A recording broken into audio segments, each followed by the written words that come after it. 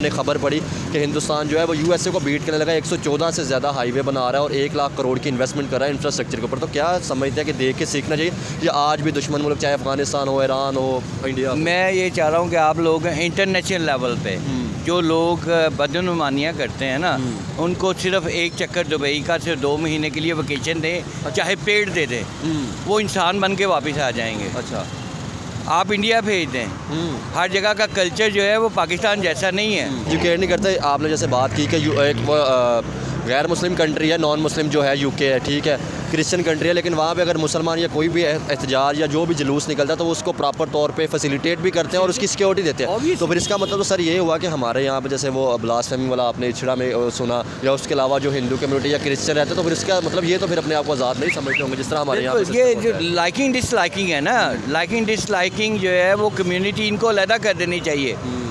आप यकीन मानो जो एक मोहल्ले में 4 अच्छे लोग रहते हैं ना, उनको उठा के इन्हें चाहिए कि एक और जगह बना दें उनके लिए, चाहे अपने पल्ले से बनाएं, उनको जहाँ पे वहाँ पे सेटल डाउन करें, 4 और लेके आएँ, वहाँ पे से 10 घर चलते चलते फिर ऑटोमेटिकली बड़े होते जाएंगे।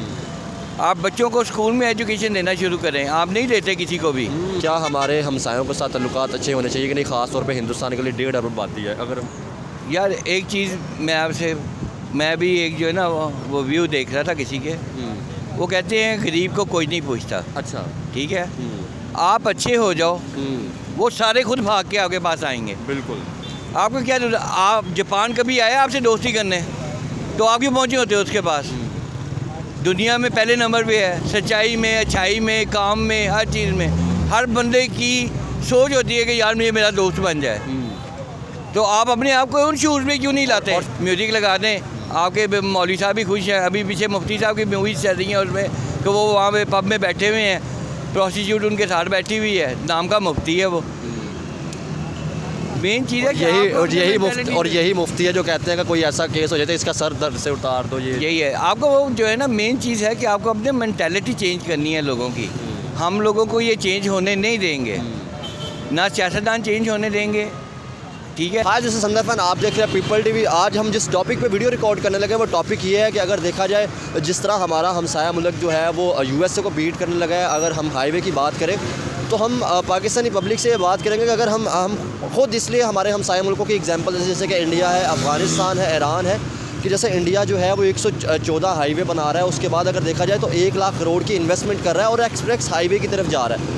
पाकिस्तानी पब्लिक से ये बात करेंगे कि क्या वजह है कि हमने क्या इंफ्रास्ट्रक्चर के ऊपर, टेक्नोलॉजी के ऊपर, एजुकेशन के ऊपर फोकस किया, या आज भी जो हम हैं जो यही कहते हैं कि हम आज कश्मीर ले लेंगे या उसके ऊपर मतलब उसको मिटा देंगे। बातें तो करना आसान होता है लेकिन जो है वो डेवलपमेंट भी करनी चाहिए। तो इस हवाले से पाकिस्तानी पब्लिक क्या सोचती है? हम रोड पे हैं तो यहाँ पे जो गाड़ियों वाले उनसे बात करेंगे कि पाकिस्तान के रोड की कंडीशन क्या है, मतलब पर आवर में हम कितना जो है वो किलोमीटर सफ़र कर सकते हैं। दुनिया जैसे टेक्नोलॉजी की तरफ जा रही है, हाईवे की तरफ जा रही है, एक तरफ 50 किलोमीटर दूर बॉर्डर है जो कि एक्सप्रेस हाईवे की तरफ और दुनिया के सबसे हाई यूएसए तक को बीट करने जा रहा है। तो इस हवाले से पाकिस्तानी पब्लिक जो भी राय रखती है आप तक पहुँचाएंगे। देखते रहे पीपल टीवी। बहुत शुक्रिया, थैंक यू। अस्सलाम वालेकुम अस्सलाम। सर क्या नाम है जी आपका? आगा अली रज़ा।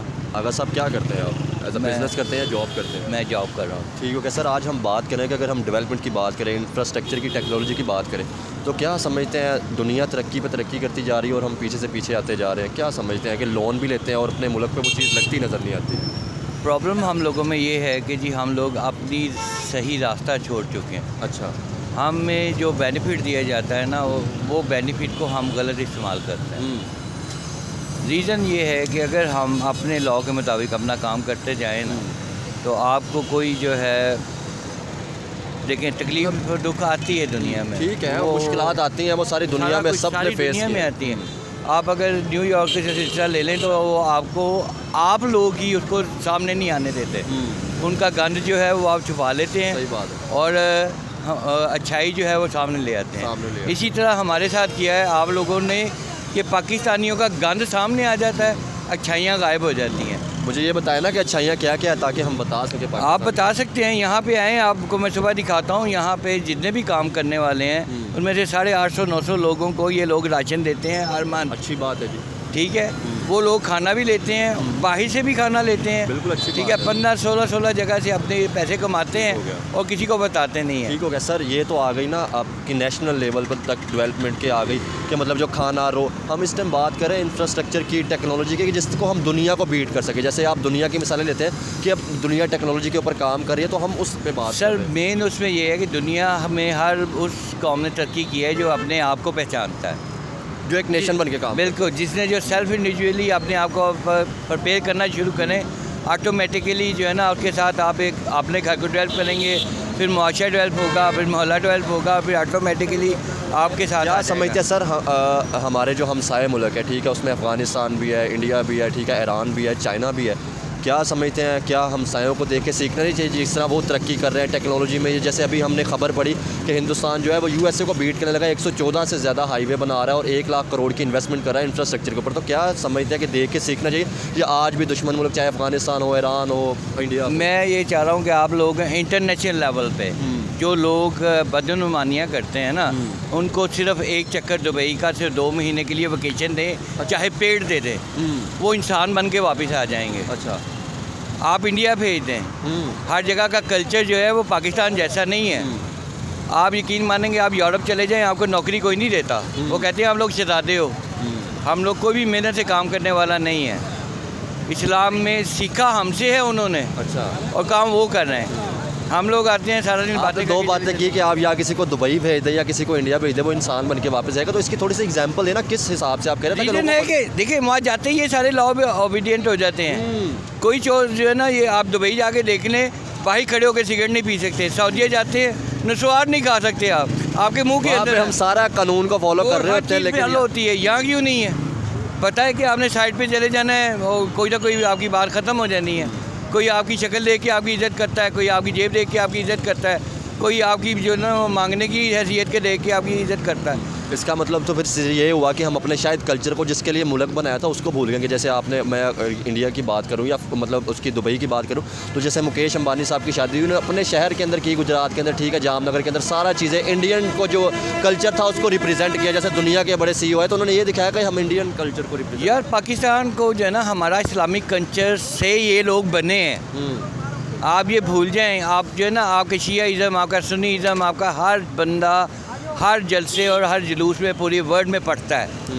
अब इंग्लैंड में वही जुलूस है शिया के जो बाहर निकलते हैं सड़कों पे। क्यों निकलते हैं? कि उनकी जो पुलिस फोर्स आज जा रही है, उसके पास वो इस्लामिक दबाचा दिया हुआ है उन्होंने उसके हाथ में कि ये लोग अपने आप को मारने बाहर निकले हुए हैं। पढ़ो क्यों निकले हुए हैं, ताकि इनको रोको ना। वहाँ पे हर बंदे को इजाज़त है, कोई काला उस जुलूस में से नहीं गुजर सकता। इतने शराबी हरामी लोग वहाँ पे हैं, लेकिन उस जुलूस का तकद्दुस रखते हैं। रीज़न क्या है कि वो एजुकेट करते हैं। हम ये अभी जो है ना, हमेशा ज़ीरो से ट्राई करते हैं। अब ज़ीरो से फिर इसका मतलब ये है कि हम एजुकेट नहीं करते। आपने जैसे बात की कि एक गैर मुस्लिम कंट्री है, नॉन मुस्लिम जो है UK है, ठीक है, क्रिश्चियन कंट्री है, लेकिन वहाँ पे अगर मुसलमान या कोई भी एहतजाज या जो भी जुलूस निकलता है तो वो उसको प्रॉपर तौर पे फैसिलिटेट भी करते हैं और उसकी सिक्योरिटी देते हैं। तो फिर इसका मतलब तो सर ये हुआ कि हमारे यहाँ पे जैसे वो ब्लास्फेमी वाला आपने इछड़ा में सुना, या उसके अलावा जो हिंदू कम्युनिटी या क्रिश्चियन रहते हैं, तो फिर इसका मतलब ये तो फिर अपने आप को आज़ाद नहीं समझते होंगे, जिस तरह हमारे यहाँ पे ये जो लाइकिंग डिसलाइकिंग है ना, लाइकिंग डिसलाइकिंग जो है वो कम्युनिटी इनको अलहदा कर देनी चाहिए। आप यकीन मानो, जो एक मोहल्ले में 4 अच्छे लोग रहते हैं ना, उनको उठा के इन्हें चाहिए कि एक और जगह बना दें उनके लिए, चाहे अपने पल्ले से बनाएं, उनको जहाँ पे वहाँ पे सेटल डाउन करें, 4 और लेके आएँ, वहाँ पे से 10 घर चलते चलते फिर ऑटोमेटिकली बड़े होते जाएंगे। आप बच्चों को स्कूल में एजुकेशन देना शुरू करें, आप नहीं देते किसी को भी। आपका बच्चा स्कूल लेट आ जाए, टीचर डांट दे, तो आपका बाप लड़ने चला जाता है कि मेरी वजह से बच्चा लेट हुआ। बच्चा तो लेट नहीं हुआ। क्या समझते हैं हमारे जो बच्चे हैं यहाँ पे, अब उनसे सवाल कर ले तो वो कभी दुश्मन मुल्क की बात कर रहे होते, कभी कहते हैं कि मार देंगे। लोगों के जब बच्चों से बात करते हैं वो टेक्नोलॉजी की बात कर रहे होते, जैसे चाइना या और बड़ी मतलब कंट्री की। सर आपके पास करने को कुछ नहीं है, आप माइक लेके खड़े हो ना, आपके पास काम है करने को, उसके पास काम ही कोई नहीं है करने को। उसने आपकी सुननी है, मेरी सुननी है। आपको जो है काम करने वाला बच्चा है, कभी आपको कभी कोई भी फजूल बात करता नज़र ही नहीं आएगा। रीज़न क्या है कि माफ़ कीजिएगा, आई एम सॉरी, मैं नॉन पॉलिटिकली ये बात करता हूँ, खान साहब के साथ हैं कितने लोग, और वो ही हैं जो फारिग हैं। उनको क्या मिला? धरना मिला है, डांस मिला है, म्यूज़िक मिला है, ठीक है। आप यहाँ डी चौक में ले आए, 50 बंदे ले आएँ, उनके साथ 10 औरतें ले आएँ, म्यूज़िक लगा दें, आपके मौलवी साहब भी खुश हैं। अभी पीछे मुफ्ती साहब की मूवीज़ चल रही हैं उसमें, कि वो वहाँ पे पब में बैठे हुए हैं, प्रोस्टिट्यूट उनके साथ बैठी हुई है, नाम का मुफ्ती है वो। मेन चीज़ है कि यही मुफ्ती है जो कहते हैं कि कोई ऐसा केस हो जाता है इसका सर दर्द से उतार दो। यही है आपको वो जो है ना, मेन चीज़ है कि आपको अपनी मेंटालिटी चेंज करनी है लोगों की। हम लोगों को ये चेंज होने नहीं देंगे, ना सियासतदान चेंज होने देंगे, ठीक है। इसका मतलब तो सर फिर ये होगा कि जब तक इंफ्रास्ट्रक्चर या टेक्नोलॉजी या हमारा मुल्क बेहतर नहीं होगा, बाहर से भी कोई कंपनी मुल्क में तो आएगी नहीं, जहाँ से वही वहाँ क्यों आएगी? वो दिमाग ख़राब है आपको। आप यकीन मानेंगे कि आपके सर्वे होते हैं पहले, मैं तकरीबन पीछे से 1800 सर्वों को जवाब दे चुका हूँ। मैं एज ए फ्रीलांसर भी काम करता हूँ। मैं उनसे कहता हूँ कि यार आओ, मैं आपको मार्केट सिचुएशन बताता हूँ, मार्केट तरीका वाज़ा बताता हूँ कि आपने कैसे काम करना है। वो नहीं आते। तो फिर क्या सर आपको मुश्किलात नहीं आती? क्योंकि एक 50 किलो दूर बॉर्डर है जहाँ पे पेट्रोल हर चीज़ सस्ती है, वहाँ पे फ्रीलांसर बैठे हुए हैं। अगर हिंदुस्तान की बात करें, एक तरफ यहाँ पे है जिधर हमेशा जो है वो जब पाकिस्तान का नाम आता है तो लोग शक में पड़ जाते हैं। तो क्या कहते हैं फिर यहाँ पे लाना तो बड़ा मुश्किल होगा आपके लिए। सर हम उनको कहते हैं ना, एक तरीकाकार है। देखो आप जो है ना, दो तीन आपकी ना मोल्डिंग रह गई हैं। हम एक इक़्तिदार में हैं, हमारे साथ चलो, ठीक है। वो बेचारे आ जाते हैं, इक़्तिदार ख़त्म होगा, वो खड़े हो जाएंगे आगे, वो चले जाएंगे, दूसरा टेक ओवर कर लेगा। अब हम लोग IMF के साथ क्या कर रहे हैं? जिससे लेके खा रहे हैं उसे दलील कर रहे हैं कि नहीं कर रहे? मैं फुफीदा पुत्र ना कि मैं भी IMF ने लिख दिया भैन के तुझी मैंने पैसे दिते ना, और अगे तो ऐसा भैन ना देना। ये बात बिल्कुल सही है कि आप मुल्क की बेहतरी के लिए सोचें ना फिर। ठीक है, एक बंदा जो आपको फाइनेंसर है, आपको चाहिए कि आपने वो लेवल ही चेंज कर दिया है। आपने पाकिस्तान को एक गवर्नमेंट रहने ही नहीं दिया। ये वो बिल्कुल जो है ना, वो दौरे अली वाली बात है कि अब वो जो एक सूबा है वो रियासत के जो दारुल हुकूमत के खिलाफ लड़ेगा। अब जो हमने केपे किए बना दी है, वो हमेशा इस्लामाबाद की तरफ उंगली करके गएगा, इसने यही किया, इसने यही किया, इसने यही किया। यानी कि हम अपने अंदर से ही ऐसे लोग पैदा करते हैं कि जो मुल्क को ख़राब मुल्क आप फिर बाद में लगा लेना यार कि आपने सीखा ही कुछ नहीं है।